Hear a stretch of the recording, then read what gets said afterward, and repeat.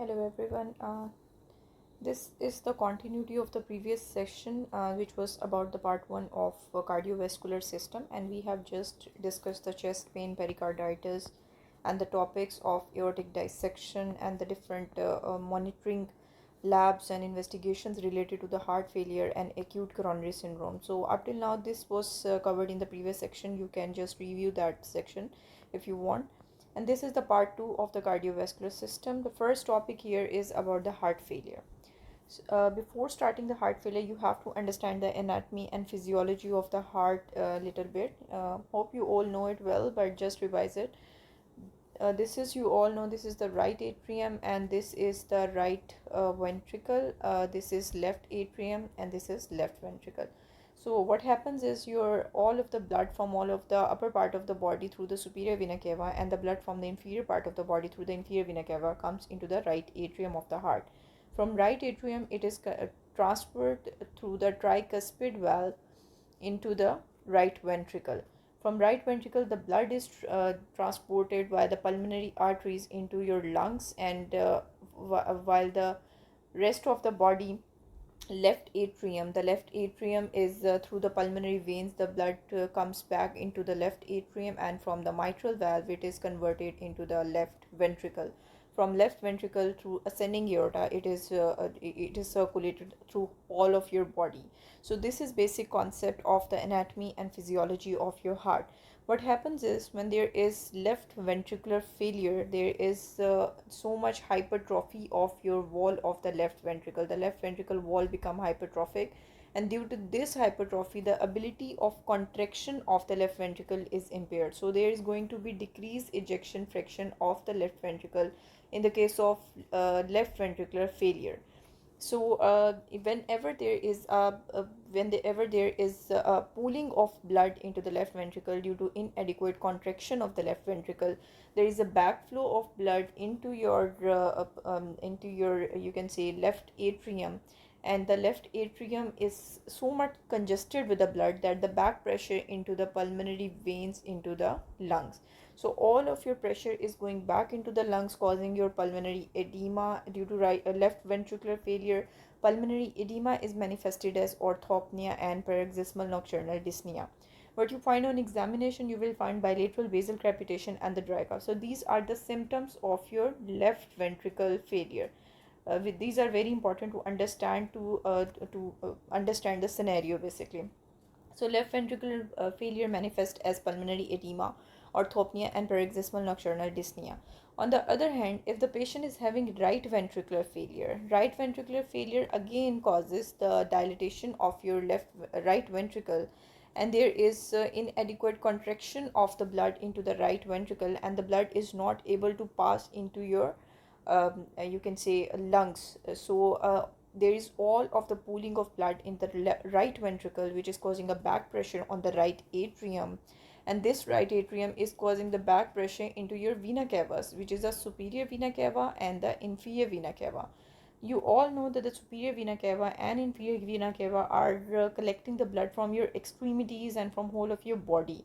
So in the case of right ventricular failure, you are finding the back pressure into your extremities. Basically, you are finding the swelling, pedal edema, increased JVP, tender hepatomegaly because of the liver congestion. So these are all the signs of the right ventricular failure. And in the right ventricular failure also there is a pulmonary edema. Why? Because due to right ventricular failure, there is somehow due to left ventricular failure, when the back pressure in the lungs, the pooling of blood in the lung causes back pressure into the right ventricular eventually. Due to left ventricular failure, a patient can have the right ventricular failure. This is a vice versa condition. So this was the major concept about your right ventricular failure and the left ventricular failure. So one thing is this classification. The second classification about the heart failure is your systolic heart failure and the diastolic heart failure. Up till now, I'm clear, I hope so. So let's move to the systolic heart failure and the diastolic heart failure. In the systolic heart failure, what is systole basically? Systole is the contraction of your heart. So in systolic heart failure, there is going to be inadequate pumping action of the heart. Again, the patient is unable to pump the blood from the left ventricle. There is a pooling of blood, there is a dilatation of the ventricle, and there is going to be decreased ejection fraction. So your systolic heart failure presents with the decreased ejection fraction, mostly with the left ventricular failure. So a treatment is going the most common cause. If you say if the most important cause of the left ventricular failure, that is basically MI. This is also an potential MCQ. That what is the most common cause of the your left ventricular failure. Left ventricular failure is mostly ischemic heart disease, which is MI or acute coronary syndrome, and the hypertension is another cause of the left ventricular failure, systolic failure. So up till now, I'm clear that the systolic failure is associated with your decreased ejection fraction. This is an important point. When we talk about the diastolic failure, diastole is basically a filling of the blood, filling of the heart with the blood. So in diastolic failure, the heart is not able to get the enough blood into the chambers. So there is basically a filling defect. There's nothing to do with the contraction of the heart. Heart muscles are absolutely normal. So in the diastolic heart failure, you will find the normal ejection fraction. Your ejection fraction is going to be preserved. So even though if you do not have the concept of systolic and diastolic heart failure, if the scenario is mentioning the preserved ejection fraction or the normal ejection fraction, which is definitely above 45%, then you can just make a little clue or little guess that it is the diastolic heart failure. In the case of diastolic heart failure, there is no need of diuretics because there is no pooling of blood in the extremities. This is basically patient is not getting the enough blood, and the heart is not getting enough blood, so there is no role of diuretics. Diuretics are given in the case of systolic heart failure. This is important to understand. This is the formula of the ejection fraction. Ejection fraction is the amount of blood pumped out of the ventricle with each contraction. Contraction is basically your stroke volume divided by the end diastolic volume. So stroke volume divided by end diastolic volume is your ejection fraction. And normally ejection fraction is greater than 45%. So if someone asks you what is the initial investigation about the heart failure, then definitely for any cardiac disease, the initial investigation is going to be your ECG. And what is the confirmatory test for the heart failure? It is basically your echocardiography. Why echocardiography? Because echo gives you a clue about the ejection fraction. By knowing the ejection fraction, you can tell the patient is whether having systolic heart failure or the diastolic heart failure. So it is important to undergo the echocardiography for the patient. Now, next important question, what is the factor or the lab investigation for the severity or prognosis of the heart failure? That is your BNP. That is not your echocardiography. That is not your ECG. That is BNP. And for definitely for any heart failure, the chest X-ray is must to rule out any infective course, or the chest X-ray also gives you a clue if there is a cardiomegaly, then this is most likely your systolic heart failure. Because systolic heart failure, there is a contraction deficiency of your heart, and there is increased musculature of the heart, so it is shown in the X-ray. Now, what is the treatment of the heart failure? Always remember, the first line treatment for the heart failure is your ACE inhibitors. ACE inhibitors are definitely the first line treatment. Along with that, you can give ARBs also if the patient is not receiving ACE. Plus, if the patient is not controlled with the ACE inhibitor, then you can add diuretic in the form of furosemide, loop diuretics, or spironolactone. For spironolactone, you have to monitor the potassium of the patient. You have to monitor the renal functions of that patient. So if the patient is having chronic kidney disease or the patient is having hyperkalemia, spironolactone is not going to be the answer in that case. If the patient is not getting treatment enough control with this treatment, then you can add beta blocker. But for the beta blocker to be added, your patient should be euvolemic. This is very important, that in the case of volume overload, beta blocker cannot be given, because volume overload already the patient heart is so much compromised and there is so much burden on the heart. You if you give your beta blocker, you are decreasing the heart rate of the patient, and further the heart rate is decreased and the cardiac function is compromised. Then the next step is digoxin. If all the medical therapies fail for the digoxin, it has very common side effects, because digoxin inhibits the sodium potassium ATPase pump. There is increased intracellular sodium, increased intracellular calcium, and calcium is causing increased contraction. There are mostly monitoring of the digoxin required, so we just bypass the digoxin most of the time. In new guidelines or the practical point of view, these are new medications that are used in Australia, that is dapagliflozin. If your EF is less than 35%, then you can also use ivabradine. And there is also secubitril valsartan combination, which is available in the name of Entresto. This is used very commonly in the Australia. So this was all about the management of heart failure.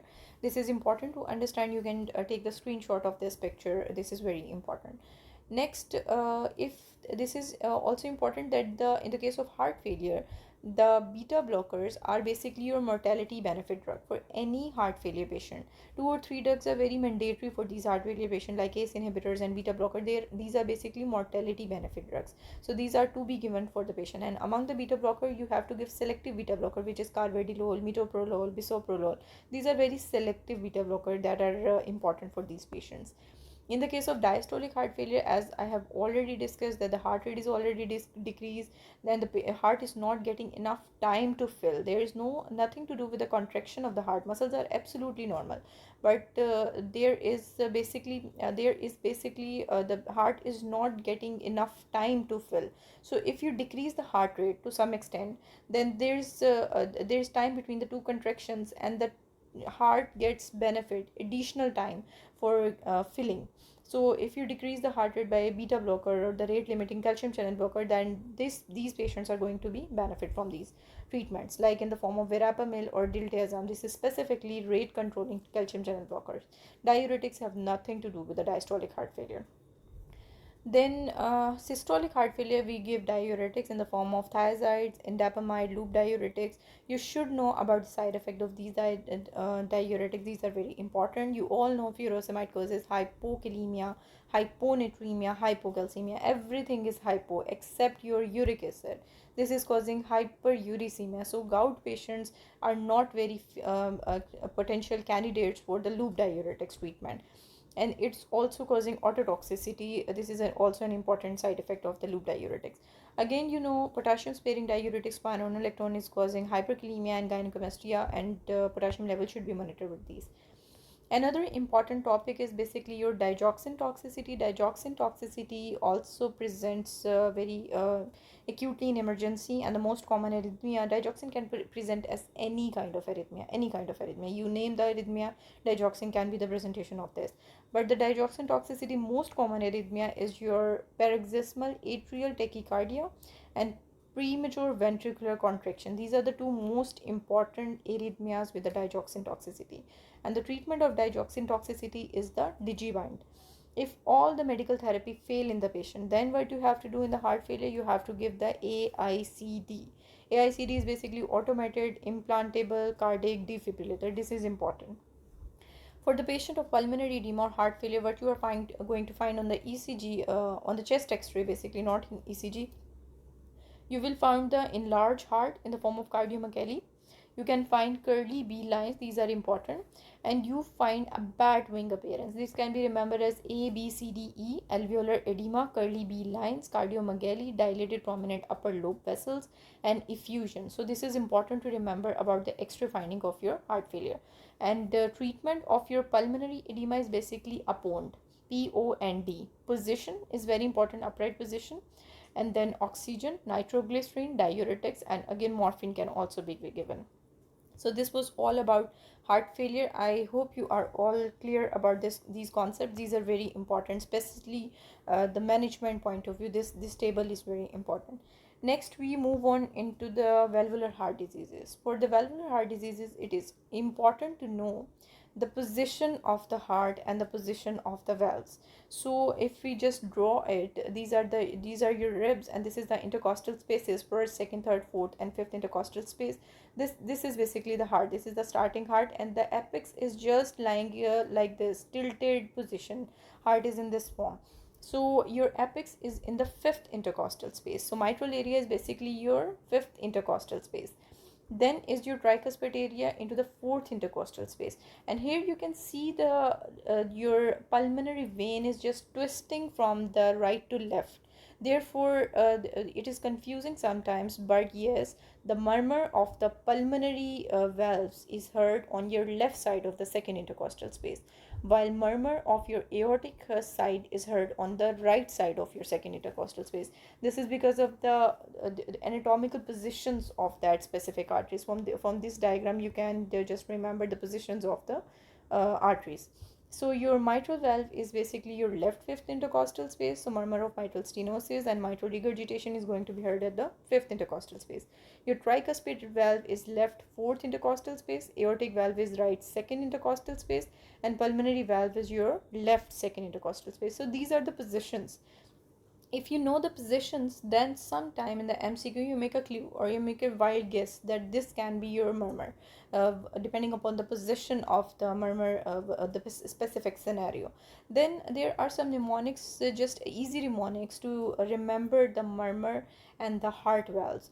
These are basically mitral stenosis present as mid diastolic murmur, which can easily remember by MSMD degree.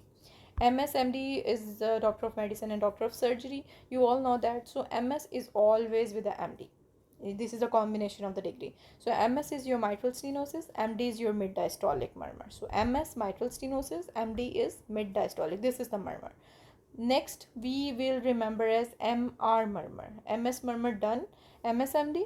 Then Mr. Paul Smith. Just remember Mr. Paul Smith. MR is your mitral regurgitation. So Mr. is for mitral regurgitation, and Paul Smith PSM is for your pan-systolic murmur. So Mr. mitral regurgitation present with the pan-systolic murmur. Two murmurs are easy to remember. Now MS, just opposite of the MS is AR. Mitral stenosis opposite is aortic regurgitation. So MS murmur was what? Mid diastolic murmur. So aortic regurgitation is murmur is early diastolic murmur, because aorta needs more blood. Its presentation is going to be early presentation. So early diastolic murmur. So we have done that both murmur of the MS and AR are diastolic murmur basically. So opposite of MR is your AS. MR is your AS. So basically mitral regurgitation murmur bar Mr. Paul Smith. Pan-systolic murmur. So aortic stenosis murmur is going to be systolic murmur as well. So these are the causes of your systolic murmur. Then another clue about the radiation of the murmur. Your mitral regurgitation murmur radiates to the axilla, and the aortic stenosis murmur radiate to your neck or carotid. So these are just important to remember. Then you all know there are some murmurs related to Hockham. There is a crescendo decrescendo murmur or the machinery murmur. These are very specific for some of the diseases. Next important concept is about the dilated cardiomyopathy. Dilated cardiomyopathy is just same thing, that your heart is dilated and there is a diminished contractility. Due to diminished contractility, there what is going to be there? What kind of heart failure you think? A systolic heart failure or the diastolic heart failure? You all know there is a diminished contractility, and the contractility defect was in the systolic heart failure. There was nothing to do with the contraction in the diastolic heart failure. So in the dilated cardiomyopathy, there is a systolic heart failure. So you all know whenever there is a systolic heart failure, there is going to be decreased ejection fraction. So these are the two clues that the dilated cardiomyopathy is always systolic heart failure, and there is always going to be their decreased ejection fraction. So treatment of the dilated cardiomyopathy is same as of systolic heart failure. You are going to give the same medications: ACE inhibitor, beta blocker, digoxin, diuretic, same medications. And then endpoint is your AICD when all the medications fail. This is a very important topic about the Hockham. Hockham is basically a young patient with a history of sudden syncope and the family history of sudden death.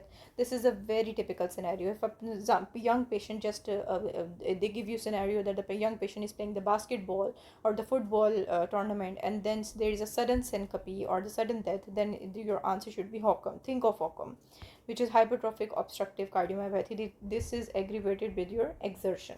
So there is in the Hockham, basically there is not enough cavity. Here you can see this is the normal heart. There is normal heart with the beautiful chambers of the right atrium, left atrium, right ventricle, left ventricle. But in the case of Hockham, what is happening that the cavity is reduced. There is not enough cavity or the left ventricle. This is just narrowed cavity, just a slit hole like cavity. And because the whole of the cavity is replaced by the hypertrophic septum, there is very thickened septum, and it's replacing the cavity basically. So in the case of Hockham, what happens is that there is not enough cavity. There is nothing to do with the contraction. Heart is absolutely normal, but the cavity is not there. So this is your diastolic heart failure. This is an important concept. Dilated cardiomyopathy was your systolic heart failure. So ejection fraction was reduced, decreased ejection fraction basically. This was decreased ejection fraction. But in the case of Hockham, there is diastolic heart failure. So diastolic heart failure presents with the preserved ejection fraction. So ejection fraction is going to be normal in the Hockham. So treatment of this is same as diastolic heart failure. You are going to give beta blockers. You are going to give rate limiting calcium channel blockers, and in the case you can also give ICD, which is implantable cardioverter defibrillator. So this was a clear cut concept about the Hockham. 3Ds to avoid in Hockham, this is also very important. 3Ds to avoid in Hockham is diuretics, dilators, which is a vasodilator, and digitalis. This is the same thing you avoid in the diastolic heart failure. Another important topic is about the renal artery stenosis. Renal artery stenosis also comes in exam. It is a very important topic. Renal artery stenosis, as the name indicates, there is a stenosis of the renal artery. There is not enough blood supplying to the kidneys. So kidney, what happened to the kidney? Kidney says that I'll preserve the blood and raise the blood pressure to preserve my function. So there is going to be hypertension due to renal artery stenosis. This is a very important presentation. If a young patient presents to you with an elevated hypertension and you are not finding any cause, then you should think of renal artery stenosis. This can be a cause of secondary hypertension. So important points about the renal artery stenosis. This is the management of renal artery stenosis. This is very important. If the patient is having unilateral renal artery stenosis, then choice of medication is ACE inhibitor. If the patient is having bilateral renal artery stenosis, the choice of medicine is calcium channel blockers. If the patient is young patient presented with a renal artery stenosis, your cause is fibromuscular dysplasia. If the old patient is presenting with a renal artery stenosis, your cause is atherosclerosis. And what you find in the examination, abdominal bruit. This is a very important examination finding you find in the patient of renal artery stenosis. Abdominal bruit is going to be there. So this was all about the renal artery stenosis, just a short topic. Next we come on to the very important topic, hypertension. In Australia, the management of hypertension a little bit different. They have different parameters. They do not treat every patient with a mild hypertension, and until unless you have 140 to 140 by 90, greater than 140 by 90, you do not label the patient as having hypertension. You can label as high normal, like up to 140 by 90, the patient is high normal blood pressure. So mild hypertension is up to 160 by 100. Then above 180, this is going to be your type 3 severe hypertension, and in between is your moderate hypertension. So only the severe hypertension or isolated systolic hypertension, these are the two indications where you can just straightforward start the patients on the medications.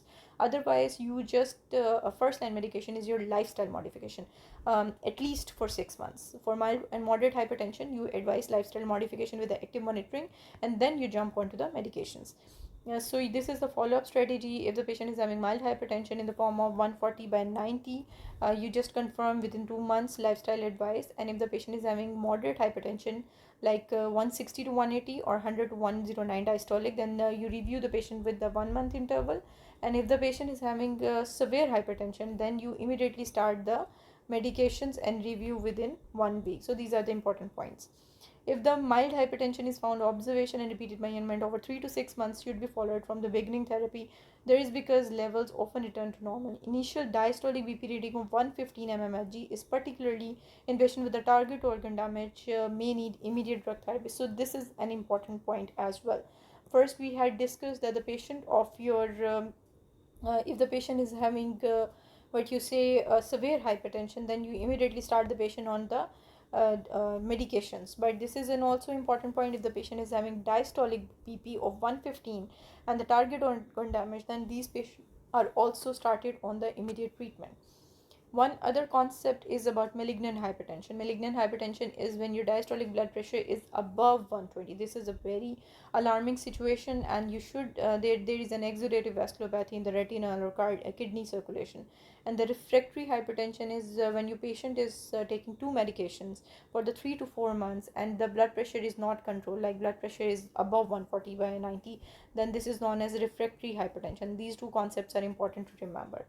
We have just discussed the secondary primary causes of hypertension. This was the primary hypertension. Most of the time secondary causes rule out, is not very mandatory. Most of the patient present with the primary hypertension, but yes, when the patient is presented with the malignant hypertension or the refractory hypertension and the blood pressure is not controlled, then you see for the causes of the secondary hypertension as well. The secondary hypertension causes are renal artery stenosis if the patient is presenting with abdominal systolic bruit, and glomerulonephritis is proteinuria, hematuria, and cast is present. Polycystic disease if bilateral kidney masses are found, and coarctation of aorta if there is a history of claudication or the delayed femoral pulses. So these are some clues or points. You can take the picture of this table as well. This is important. We have already discussed the malignant hypertension. Then this table is also important if your patient presents with some comorbidities. Then the choice of medication is going to be different. Like in the patient of asthma or the COPD patient, you are not going to give the beta blocker for these patients. Then you can give diuretics, ACE inhibitors, and calcium channel blocker. Same is the true for the bowel disease or constipation. Your calcium channel blocker is not the right option for the constipation. C nullifies C, so constipation and calcium channel blockers are enemies for each other. They can be beneficial for the ACE inhibitors. If the patient is having bradycardia, again rate limiting calcium channel blockers and the beta blockers are not going to be the right option. Cardiac failure, your beta blocker and rate limiting calcium channel blockers are not going to be the right option due to decreased heart rate. This is the reason. So most of other things you can ignore just. Okay, this is the treatment depends upon your choice and the patient. Like if in the first line medication, you can start the patient on the ACE inhibitors or calcium channel blockers or the low dose thiazide diuretics. Specifically, if the patient is of old age, you can start the patient on the diuretics, or if the patient is of 55 years of age, then you can start on the ACE inhibitors. If after 3 months the medications the patient is not controlled, the blood pressure is not controlled, then you can add on therapy. Like if the patient is taking ACE inhibitor, you can add calcium channel blocker, or with the thiazide diuretic or the beta blocker, vice versa. You can make the combos. And if the patient is not on these medications, the BP is not controlled, then you can add the 3 combo as well.